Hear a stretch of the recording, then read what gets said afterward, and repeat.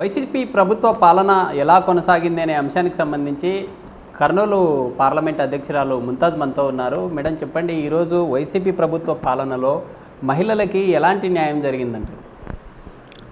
YSR party అధికారంలోకి వచ్చినప్పటి నుంచి కూడా మహిళల మీద దాడులు ఎక్కువైనాయి, కానీ వీళ్ళకి ఎక్కడ న్యాయం జరగలేదు.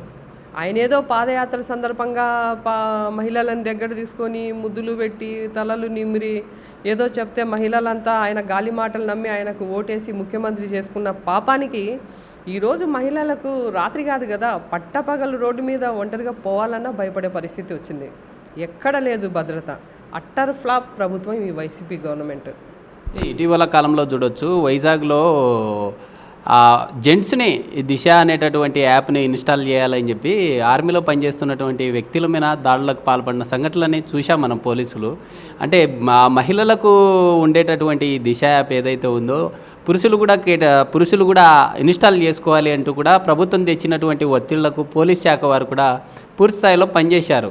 నిజంగా ఈరోజు ఆ దిశ యాప్ వల్ల మహిళలకు న్యాయం జరుగుతుందంటారా? ఇప్పుడు పోలీసుల ఒత్తిడి తెచ్చారంటే పోలీసులకు నేను మీ మీడియా ద్వారా చిన్న ఇన్సిడెంట్, నిన్న మొన్న మనము ఒక వీడియో వైరల్ చూస్తున్నాం. రాచపల్లు శివప్రసాద్ రెడ్డి గారు ఎక్సైజ్ డిపార్ట్మెంట్ ఎస్ఐ, అందులో ఒక మైనారిటీ ఎస్ఐ ఆయన అలీబేగ్ గారు, ఆయన డ్యూటీ ఆయన చేసి నిందితుడిని పట్టుకొని పోతే స్టేషన్కి పోయి ఎంత వల్గర్గా ఒక ఎస్పీ గారిని మాట్లాడినాడో మనకందరికీ తెలుసు. అది మనం చెప్పకూడదు. మరి అలాంటప్పుడు ఈ పోలీసులకు కొంచెమన్నా బాధ్యత ఉండాలి కదా, డిపార్ట్మెంట్ని అవమానించినప్పుడు. ఇంకొకటి, ఈ పోలీసు శాఖ వాళ్ళకు ఒక ప్రెసిడెంట్ ఉన్నాడు, జనకుల శ్రీనివాసులు అని అధ్యక్షులు. ఆయన పోలీసు శాఖ ప్రెసిడెంట్. ఆయన బాధ్యత ఏంటి? పోలీసులకు గౌరవానికి భంగం కలిగిస్తే, పోలీసుల హక్కులకు భంగం కలిగిస్తే ఆయన ఫైట్ చేయాలి. అందుకే ఆయనని అధ్యక్షులుగా పెట్టినారు. మరి జనకుల శ్రీనివాసులు ఏం చేస్తాడంటే, ఈ జగన్మోహన్ రెడ్డి వీక్ ఆఫ్ ఇచ్చిన వెంటనే జగన్మోహన్ రెడ్డి భజన కొడతాడు. జగన్మోహన్ రెడ్డి మంచోడు, ఇంద్రుడు, చంద్రుడు, వీక్ ఆఫ్ ఇచ్చినాడు అని. ఈ జనకుల శ్రీనివాసులు గారికి మేము ఒకటే అడుగుతున్నాం, అయ్యా మీ డిపార్ట్మెంట్లో ఒక ఎస్పీ స్థాయిలో ఉన్న ఎస్పీ గారిని రాచమల్లు శివప్రసాద్ రెడ్డి గారు నోటికొచ్చినట్టు బూతులు తిట్టినప్పుడు మీరెందుకు రియాక్ట్ కావట్లేదు? అంటే మీకు ఏమీ లేదా? మీ ఎస్పీ గారిని తిట్టినప్పుడే మీరు రియాక్ట్ కాకుంటే ప్రజలు మిమ్మల్ని ఎట్లా చూసి భయపడతారు, గౌరవిస్తారు అనేది మేము మిమ్మల్ని అడుగుతూ ఉన్నాం. పోలీసులకు ప్రెజర్ అయితే పెట్టినాడు. పోలీస్ డ్యూటీలు ఎప్పుడో బంద్ చేసినారు. వీళ్ళ డ్యూటీలంతా భజన చేయడము, ప్రజలను దౌర్జన్యం చేయడము. దిశ యాప్ ఇన్స్టాల్ చేసుకోమంటున్నారు. అసలు దిశ చట్టం ఉందా అనేది నేను అడుగుతా ఉన్నా. చట్టం అయిందా? సభలో ఎక్కడన్నా చట్టం అయిందా? కాలేదు. ఇంతకుముందు హోమ్ మినిస్టరు ఆమె మేకపాటి సుచరిత గారు ఉన్నారు. ఆమె ఒక హోమ్ మినిస్టర్ స్థాయిలో ఎంత పెద్ద అబద్ధం ఆడినారంటే, ఈ దిశ చట్టము అమలైపోయింది, దీని కింద మేము 3 ఉరిశిక్ష వేసేసాము, 20 మందికి యావజ్జీవ కారాగార శిక్ష వేసామంటే మేము స్టన్ అయిపోయినాం. అసలు యాక్టే కాని దాన్ని ఎట్లా చెప్తున్నారు వీళ్ళని? పచ్చి అబద్ధం.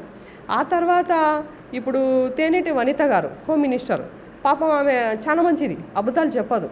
అందుకే ఆమె ఏమనుకునిందంటే, ఇదెక్కడి కథలే, నేను హోమ్ మినిస్టర్ కదా, హోమ్లో ఉంటే సరిపోతుందని పాపం ఆమె ఇంటికే పరిమితమైంది, కానీ ఎక్కడ మహిళల కోసం బయటికి రావట్లేదు. ఇది వీళ్ళ పరిస్థితి. వీళ్ళు మహిళల గురించి మాట్లాడతారు. మహిళల మీద ఎన్ని దాడులు జరిగినాయో తెలియదా? మంగళగిరిలో డీజీపీ ఆఫీస్కి కూతవేటు దూరంలోనే రమ్మ అనే అమ్మాయిని పట్టపగలు బలి ఇచ్చినారు. అదే ఆ రోజు కూడా వాసిరెడ్డి పద్మ కూడా ఏమి మాట్లాడినటువంటి పరిస్థితులు, గత ప్రభుత్వంలోనే ఇలాంటి మహిళల మీద అరాచకాలు, దాడులు జరిగాయంటూ కూడా పరస్పర మాటలతో దయపట్టడం జరిగింది. ఏం జరిగిందంటారు అసలు? ఇప్పుడు ప్రభుత్వాలు ఏదున్నా కూడా చిన్నపాటి సంఘటనలు జరుగుతాయి. సమాజం ఇది, మంచోడు ఉంటాడు, చెడ్డోడు ఉంటాడు. కానీ శిక్షించే విధానాన్ని చూసి ఈ దాడులు అనేటివి తగ్గుతాయి.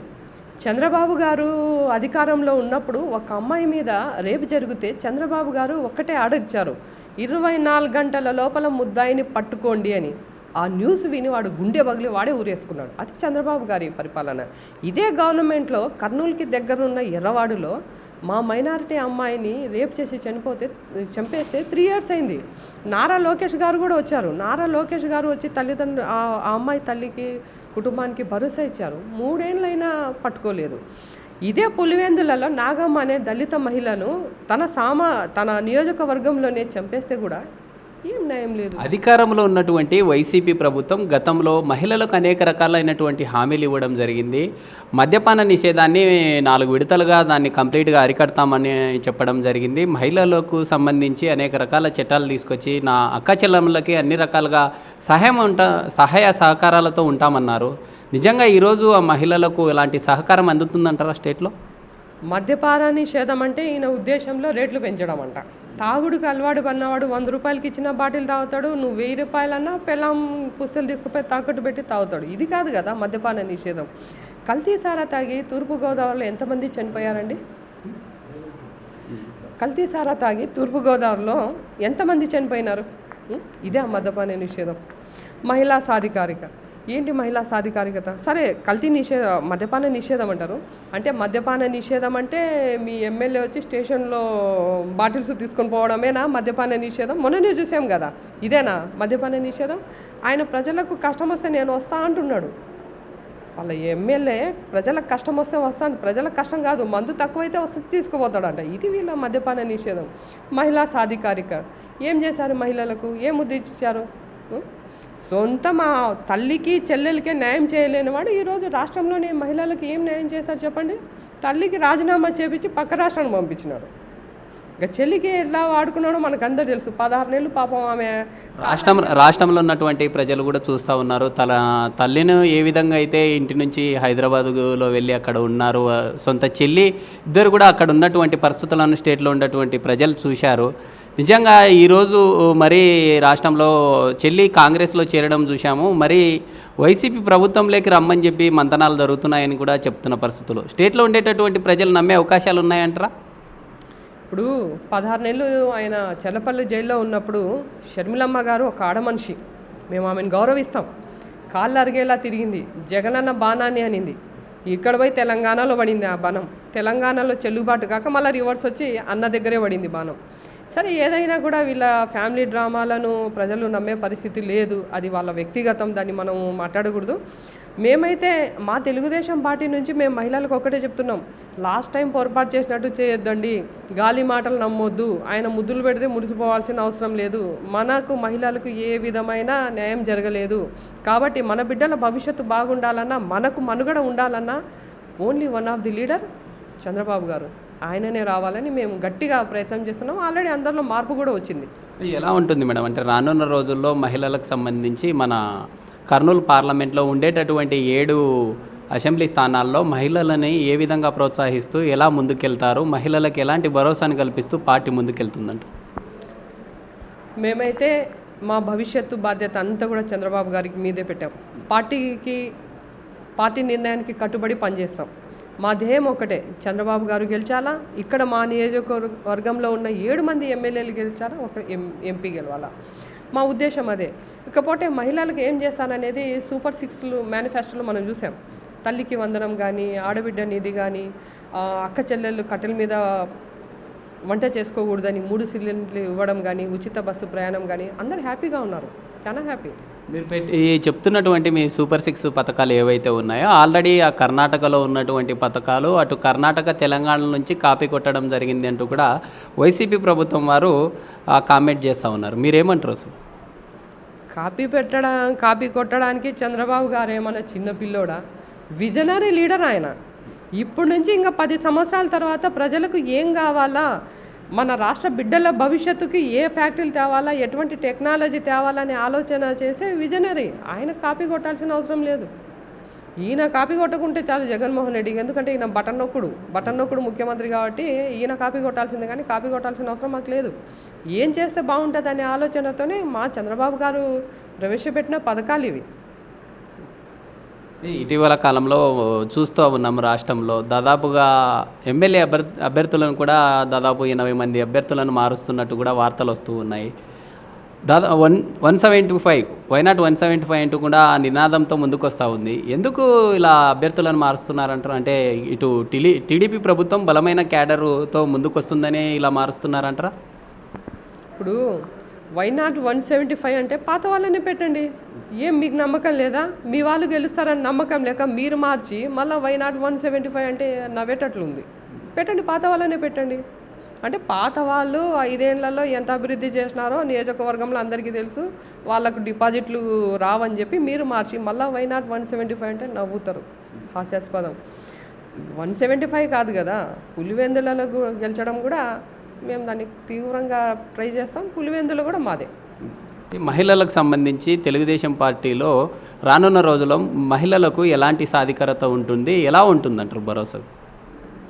తెలుగుదేశం గవర్నమెంట్లో మహిళలకు ఏ రోజు తక్కువ చూడలేదండి. రామారావు గారు అప్పట్లోనే ఆడపిల్లకు పెళ్లి చేసి పంపిస్తే చాలు, ఏదో పసుపు కుంకుమ ఇవ్వాలనే ఉద్దేశంతో ఉన్న వాళ్ళని కూడా మన నందమూరి తారక రామారావు గారు లేదు, ఆడబిడ్డకైనా సమానమైన ఆస్తి హక్కు ఇవ్వాలనే ఉద్దేశంతో అప్పట్లోనే ఆయన ఆస్తిలో సమాన భాగం ఇచ్చిన మహానుభావుడు. అలాంటి పార్టీలో ఉన్న మాకు ఎప్పటికీ మాకేమి మాత్రం మా గౌరవ మర్యాదలకు తక్కువ ఉండదు, మా ఇంపార్టెన్స్కి తక్కువ ఉండదు. మాకు ఏదైనా కూడా ఒక మంచి అవకాశాన్ని ఇస్తారని చెప్పేసి మేమందరం కష్టపడుతున్నాం. రాబోయే రోజుల్లో ఖచ్చితంగా మాకు మంచి భవిష్యత్తు ఉంటుంది. అయితే మహిళలకు ఈసారి తెలుగుదేశం పార్టీలో మహిళలకి కూడా ప్రాతినిధ్యం వహించేలా అవకాశాలు ఉన్నాయనుకుంటున్నారు? అది పార్టీ నిర్ణయం, స్టేట్ నిర్ణయము, రాష్ట్ర పార్టీ అధ్యక్షుల వారి నిర్ణయము. సార్ చంద్రబాబు గారు ఎవరిని నిలబెట్టినా యాజ్ ఏ కర్నూలు పార్లమెంటు మహిళా అధ్యక్షురాలిగా నా బాధ్యత ఏమంటే కష్టపడి వాళ్ళని గెలిపించడం వరకే నా బాధ్యత. అది నిర్ణయం మాత్రం సార్ గారిదే. ఫైనల్గా అంటే ఇటు జనసేనతో పొత్తులో ఉండబోతా ఉంది పార్టీ, ఎలా ఉంటుందంటారు మేడం? అంటే సమన్వయం కావచ్చు లేదా కలుపుకొని పోయేటటువంటి సందర్భంలో ఎలా ముందుకెళ్తా ఉన్నారు? జనసేన నుండి మీకు ఎలాంటి సహకారం అందుతుంది? మీరు ఎలా ముందుకెళ్తారు? జనసేన పార్టీ మాకు కలవడం చాలా సంతోషం అండి. ఎందుకంటే పవన్ కళ్యాణ్ కూడా ఒక మంచి వ్యక్తి, సమాజానికి సేవ చేయాలని వచ్చారు. మేము చూసాము, ఇప్పుడు వరకు చూస్తూనే ఉన్నాను. ఈ జగన్మోహన్ రెడ్డి మైకు పట్టుకుంటే అభివృద్ధి ఏమీ చెప్పలేడు. ఒక ఫ్యాక్టరీ లేదు, ఒక ఇండస్ట్రీ లేదు, రాష్ట్రానికి మంచి చేసింది లేదు, అప్పు తేవడం కానీ అభివృద్ధి చేసేది ఎక్కడా లేదు. కాబట్టి మైకు పట్టుకుంటే ఒకటే మాట్లాడతాడు. పవన్ కళ్యాణ్కి 3 పెళ్ళిళ్ళు, పవన్ కళ్యాణ్కి 3 ఇవి తప్ప ఏది చేయడు. అసలు సిగ్గుందా ఈయనకు మాట్లాడడానికి అని మేము అడుగుతున్నాం. అసలు ఈ వ్యక్తిగత విమర్శలు చేయొచ్చా? పవన్ కళ్యాణ్ గారి వ్యక్తిత్వాన్ని మనం ఒకటి గుర్తుపెట్టుకోవాలి. ఈరోజు అన్నిసార్లు అంతమందిలో ఎన్నిసార్లు మైక్ పట్టుకుంటే అన్నిసార్లు ఆయనని కించపరిచినా కూడా ఏ రోజు మీ కుటుంబం వైపు వేలెత్తి చూపలేదు. అది ఆయన వ్యక్తిత్వం, లీడర్ లక్షణం అది. అలాంటి లీడరు మా పార్టీలోకి రావడం మేము సానుకూలంగా స్పందిస్తున్నాం, సంతోషంగా భావిస్తున్నాం. ఖచ్చితంగా మేము ఆ 2 పార్టీల సమక్షంలో ముందుకెళ్తాం. ఇటీవల జరిగినటువంటి గ్రాడ్యుయేట్ ఎమ్మెల్సీ కావచ్చు, టీచర్స్ ఎమ్మెల్సీలో కూడా రాయలసీమ నుండే వైసీపీ పార్టీకి పతనం ప్రారంభమైందంటారా? ఖచ్చితంగా. ఎందుకంటే స్టేట్లో ఎక్కువ ఉప్పు కారం తినేది మనమే, రాయలసీమ. పౌరుషం కూడా మనకే ఎక్కువ ఉంటుంది కాబట్టి దిమ్మ తిరిగింది. ఇప్పుడు రాబోయే ఎలక్షన్స్లో కూడా అలాగే దిమ్మ దింపిస్తాం ఖచ్చితంగా. ఇది ఓవరాల్గా స్టేట్లో ఉన్నటువంటి ప్రభుత్వం గతంలో ఇచ్చినటువంటి మహిళలకు హామీలు ఏవైతే ఉన్నాయో, ఈ దిశ కావచ్చు లేదా వివిధ రకాలైనటువంటి మహిళలకు సంక్షేమం పట్ల వైసీపీ ప్రభుత్వం నీరుగార్చింది. రానున్న రోజుల్లో టీడీపీ ప్రభుత్వం ఏర్పాటు అయిన తర్వాత ప్రజలకు బ్రహ్మరథం పట్టేలా అన్ని రకాలుగా అభివృద్ధి పథంలో ముందుకెళ్లే అవకాశాలు ఉన్నాయంటూ కూడా తెలుపుతున్న పరిస్థితి. వీడియో జర్నలిస్ట్ సురేష్తో శ్రీరామ్, బిగ్ టీవీ, కర్నూలు.